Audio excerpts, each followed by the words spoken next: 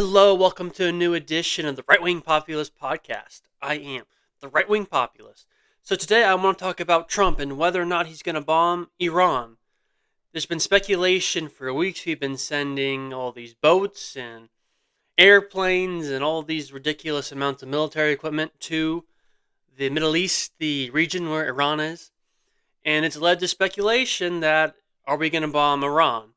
We've been sending diplomats, people in the administration, people outside of the administration, people like Witkoff, people like Donald Trump's son-in-law, Jared Kushner, and unfortunately, we've been sending Secretary of State Marco Rubio, and we've been trying to negotiate with the Iranians.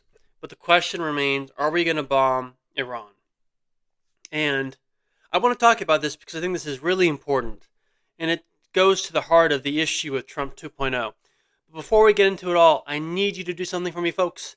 It's so simple. It's so easy. A child could do it. Even a Democrat could do it.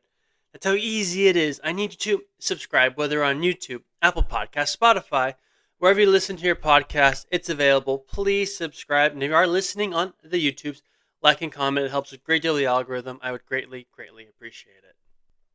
So as I was saying, back last summer, Trump bombed Iran's nuclear facilities, and I was very much against that action. Not because I think Iran's like this great, perfect country. I don't. I don't really care about the Iranians. I don't like the Iranian guy. I don't like the Ayatollah. I don't like those people, okay? I don't like the supreme leader, whatever the hell his name is. I don't like these people because, they treat women very poorly. The people of Iran, the Persians, they don't have political rights. Really, they don't have human rights. And obviously, I don't support that. No, reasonable person would support that. But it's not our business what happens in Iran. Because ultimately, Iran is not a threat to the United States. Or what is it? Iran's going to, what? Is Iran going to bomb, Nebraska or something? Are they going to invade Utah? It's like, no, they're not. They're not a threat to us militarily. I get it. If they got a nuclear weapon, I guess the concern would be them giving it to some terrorist group, and then the terrorist group using a nuclear weapon on us. I suppose that's a legitimate fear, but even then, I just don't see that happening. Because even if Iran got a nuclear weapon, they know damn well they ever try to use it on us, we would wipe them off the face of the earth in an instant. Because, they can have one nuclear weapon, oh gee, that's great, but we have way more than them. We're a much bigger country. So if they actually tried to attack us, it would be over for the Iranian government. It'd be over for the country.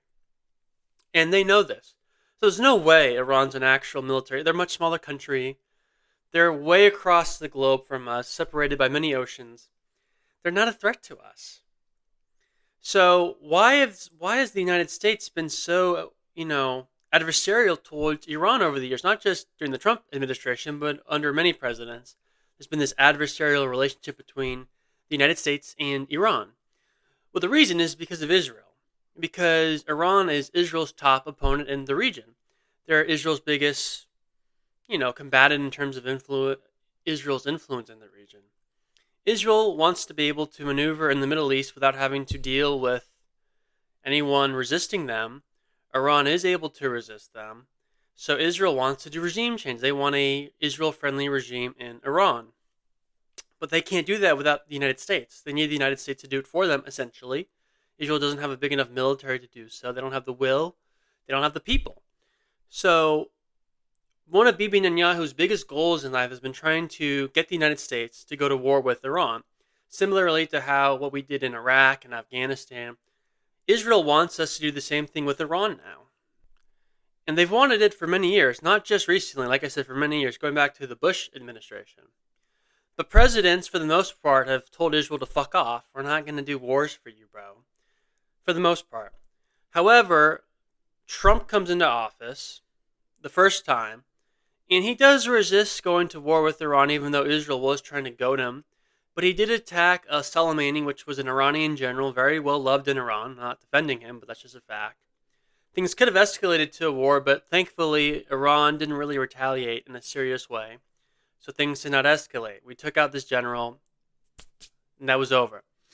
Then Trump comes back into office a second time, and Bibi goes to the White House like 3 or 4 times. He's like begging Trump, He's telling Trump, "We need you to bomb Iran."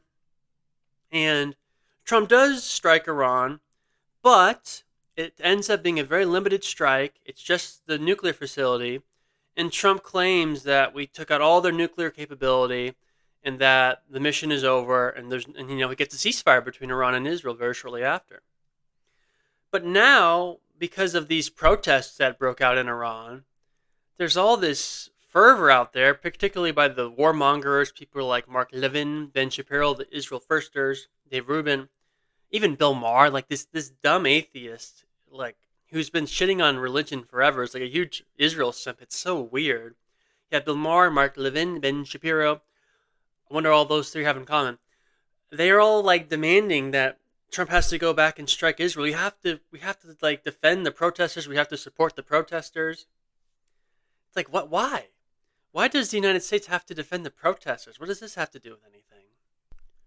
First off, if we actually did strike Iran and quote unquote supported the protesters, that would likely backfire. That would probably make the citizens of Iran be sympathetic toward the government.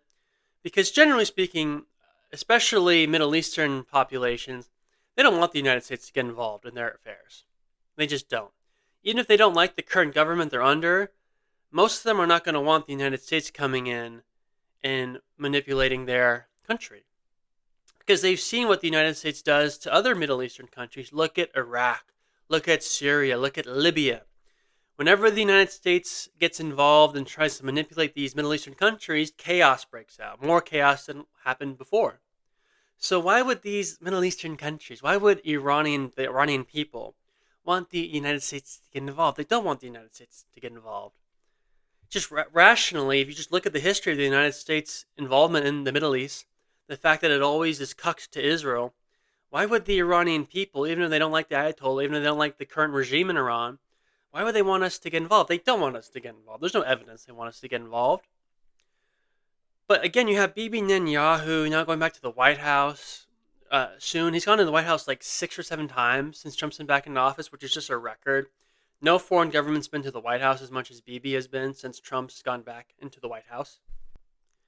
And again, you have people like Mark Levin, Ben Shapiro, Bill Maher, these idiots, saying that we need to go and help the protesters. But then you have J.D. Vance doing interviews, President Trump doing interviews recently on NBC, and J.D. Vance was on Megyn Kelly's show, the beautiful Megyn Kelly. Doing these interviews, and they're still talking about the nuclear facilities. You have Trump saying that Iran's trying to rebuild the nuclear facilities. You have J.D. Vance saying that the president's been clear that Iran can't get a nuclear weapon. But it's like, I thought we took out the nuclear facilities back during the summer. And again, many of these people are saying we need to help the protesters, and that's why we need to strike Iran. So the rationale is just it's not coherent. Whatever you think of it, the rationale is simply not coherent. Because the reality is the pro-Israel people, the Israel Firsters, they can't outright say it because there's not enough public support for it. But the reason Israel wants the United States to strike Iran again is because they want the United States to do regime change in Iran. That's the reality. They didn't get it back in the summer because Trump thankfully showed a lot of restraint by getting a ceasefire after taking out their nuclear facilities. At least that's what they claim they did. That was good. It was not, look, the reality is it's in the United States' interest to try to negotiate ending Iran's nuclear program. That's perfectly reasonable. That's in the United States' interest. We don't want nuclear proliferation. We don't want countries to get nuclear weapons. I don't think I said that word right, but that's okay. I'll just say this. We don't want countries to get nuclear weapons.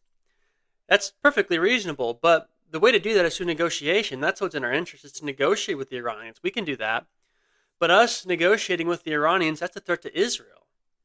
Because if they successfully negotiate with us, the Iranians, then the Iranian regime is going to stay in place, and Israel doesn't want that. Israel wants their Iranian regime to be replaced. So us negotiating with the Iranians, that's a threat to Israel. It's not in Israel's interest. So that's why they keep trying to go the Trump administration into striking Iran and just foregoing negotiations. And frankly, if you look at people like Marco Rubio, that little midget, he's an Israel cuck, and he's making these negotiations much more tougher than Iran than they need to be. Not only has Marco Rubio said that the Iranians need to get rid of their nuclear program, he's saying they need to get rid of their long-range ballistic missiles. Well, the Iranians aren't going to agree to that. That's nothing to do with the nuclear program. And frankly, the United States knows that. But so in my opinion, that's just a black pill to try to make it so these negotiations aren't going to actually happen. It's almost like it's a pretext or it's a cover to make it seem like the United States is trying to be reasonable by negotiating, even though the terms the United States has makes it so that Iran can't agree to a deal. So the situation's pretty effed up if you think about it. And this is the problem with the Trump administration so far, now that we're a year into his new term, is he has delegated way too much of his foreign policy to the interest of Israel. That's just a fact, folks. Whether you agree with it or not, whether you agree with being pro-Israel or being anti-Israel, way too much of Trump's foreign policy has been dictated about what's good for Israel and what's not good for Israel. It was not a good look for us to bomb the Iranians, to bomb Iran back in the summer.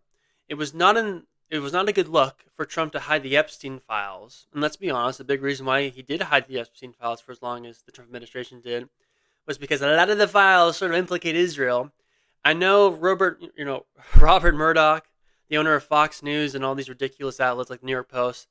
I know Rupert Murdoch, I should say. I know he's trying to pretend like Epstein was a Russian agent. That's not true. The reality is he looks much more likely he was an Israeli agent, a Mossad agent.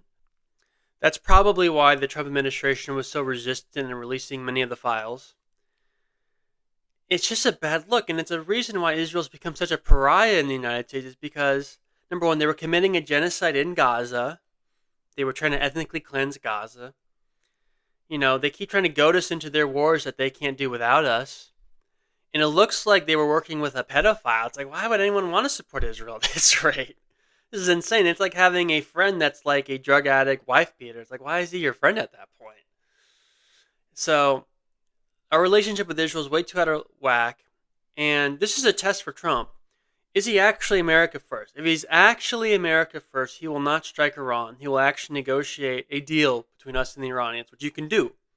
There's a deal to be made there. But if he's not, if he cares much more about Israel and the big donors that donated to him, like the Adelsons, if his loyalty is more aligned with them, then he will do their bidding and he'll probably bomb Iran for Israel's interests and maybe even go to war. This is a good test. Well, maybe not a good test, but this is a test to see what Trump's really all about. Hopefully he passes the test. I'm not too optimistic, but we'll see what happens. We will see what happens. Anyway, folks, that's it for today. Again, please subscribe, whether on YouTube, Apple Podcasts, or Spotify. I greatly appreciate it. If you are listening on the YouTubes, like and comment helps a great deal. We should be back tomorrow, folks. Hope you have a great day. Bye-bye.